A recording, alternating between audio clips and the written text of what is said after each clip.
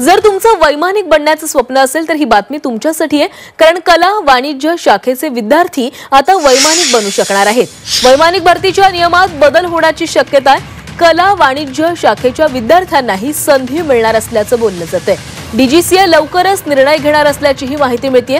ज्यांना व्यावसायिक वैमानिक बनायचं आहे त्यांना विज्ञान शाखेतून किमान 12वी उत्तीर्ण असावं लागतं अशी अट आहे। भौतिकशास्त्र आणि गणित हे 2 विषय अनिवार्य आहेत। हा नियम 1990च्या दशकापासून लागू झाला होता। त्यापूर्वी केवळ 10वी उत्तीर्ण विद्यार्थ्यांना वैमानिक बनता येत होतं। मात्र आता सध्याच्या नियमात बदल करून 12वी उत्तीर्ण कला आणि वाणिज्य शाखेतील विद्यार्थ्यांना देखील वैमानिक बनवण्याचा विचार डीजीसीएने सुरू केलेला आहे।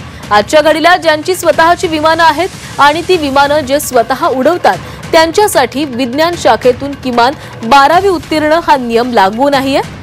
मग व्यावसायिक विमान उड्डाणासाठी या नियमाची सक्ती का, असा मुद्दा वैमानिक संघटनेतर्फे वेळोवेळी उपस्थित केला जात आहे।